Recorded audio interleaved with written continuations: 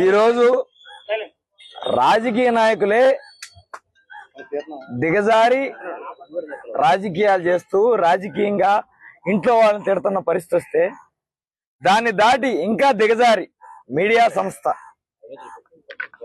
రాజకీయాలకి ఎటువంటి సంబంధం లేని ఇంట్లో పిల్లల్ని చక్కదిద్దడం, ఇంట్లో ఏ బాధ్యత ఉన్నా నెరవేర్చడం తప్పితే ఏమీ తెలియని ఆడవాళ్ళని నీచంగా మాట్లాడుతూ ఏబిఎన్ రాధాకృష్ణ గారు ఆయన మీడియా మాట్లాడిన మాటలు చూస్తుంటే మళ్ళీ దానికి కొత్త పలుక ఏదో పలుకని పేరు పెట్టాడు. ఒకటే నిన్ను అడుగుతున్నా రాధాకృష్ణ గారు, బిఆర్ నాయుడు గారి వీడియో ఆడియో వచ్చినప్పుడు నేను ఇది చేయలేదు అందరూ నా మీద వేస్తున్నారు అని క్షమాపణలు చెప్పడానికి ముందరకు వచ్చావు కానీ ఏ ఆడపిల్లైనా ఆంధ్ర రాష్ట్రంలో పుట్టిన ఆడపిల్ల నీకు తోబుట్టు కాదా? మీడియా సంస్థ పెట్టేటప్పుడు ఒక పార్టీకే కొమ్ము కాస్తాను, చంద్రబాబు గారి ఇంట్లో లేడీసు ఇంకెవరో లేడీస్ కాదు అని ఏమన్నా శపథం చేసి లోపలికి వచ్చావని అడుగుతున్నా. పాపం ఆ రోజు పవన్ కళ్యాణ్ గారి తల్లి గారిని అవమానించిన రోజు మనకి క్షమాపణ చెప్పడానికి మనసు రాలా, సిగ్గు రాలా. ఈరోజు యావత్ వైఎస్ఆర్సీపీ కార్యకర్తలు నాయకుల భార్యల్ని నీచంగా తప్పుగా మాట్లాడినప్పుడు తప్పైపోయింది. నీ వయసోడు చేయాల్సిన పనేంటి? తప్పైపోయింది, నేను చేసింది చాలా తప్పు, తెలియకుండా జరిగిపోయింది, అందరికీ క్షమాపణ చెప్పాల్సిన వయసులో ఉన్న నువ్వు ఎంత సిగ్గుమాలి, మళ్ళీ నువ్వేం తప్పు చేయనట్టు వైసీపీ వాళ్ళు దాడి చేసినట్టు మాట్లాడుతున్నారు. అలాగే గౌరవ స్థాయిలో ఉన్న చంద్రబాబు నాయుడు గారు, హోంమంత్రి గారు కూడా ఒక లేడీ అన్న సంగతి మర్చిపోయి రాధాకృష్ణ గారిని లాలింపు మాటలు మాట్లాడటం నిజంగా ఎంతో బాధ కలిగించే అంశం. కానీ వీళ్ళందరూ తెలిసిందే, ఏబిఎన్ రాధాకృష్ణ గారి కాళ్ళు నొక్కకపోతే వీళ్ళ జీవితాలు బయటపడతాయన్న భయంలో ఉండొచ్చు. కానీ బాధ కలిగించే అంశం ఏంటంటే ఈ బాధ తెలుసుండి తన తల్లిని మాటలు అన్నారని కూడా గుర్తున్న పవన్ కళ్యాణ్ గారు కూడా ఏబిఎన్ రాధాకృష్ణ గారి అక్కడ నిరసన వైఎస్ఆర్సీపీ వాళ్ళు నిరసన తెలియజేసింది చాలా బాధాకరం అని మాట్లాడటం చాలా దురదృష్టకరం.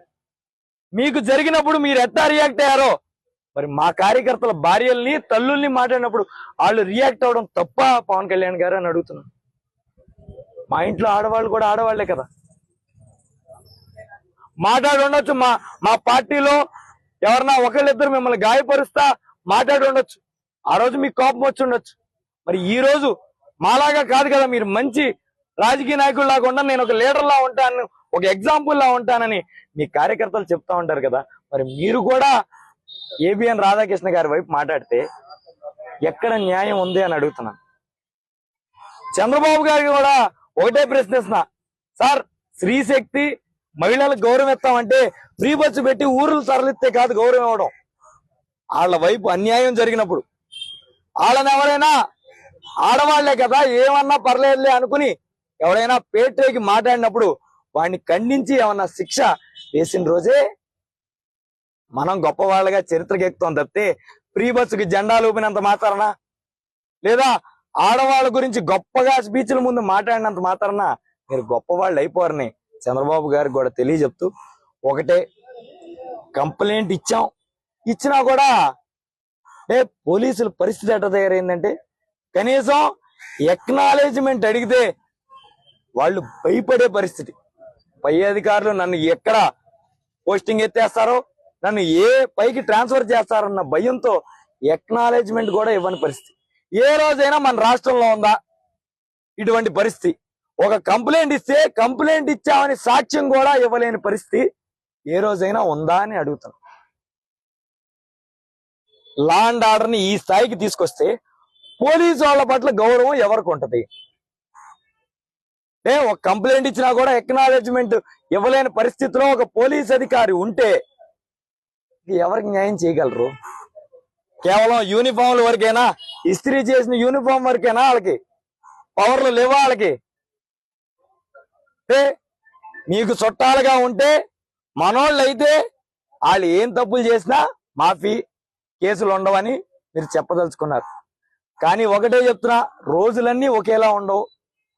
రోజులు మారిన రోజు ఖచ్చితంగా ఎవరైతే మహిళల పట్ల తక్కువ చేసి మాట్లాడారో, ఎవరైతే అధికారం మా వైపు ఉందని పేట్రేకి ప్రవర్తిస్తున్నారో అందరూ అనుభవించే రోజు దగ్గరలోనే ఉందని తెలియజెప్తూ సెలవు తీసుకోండి.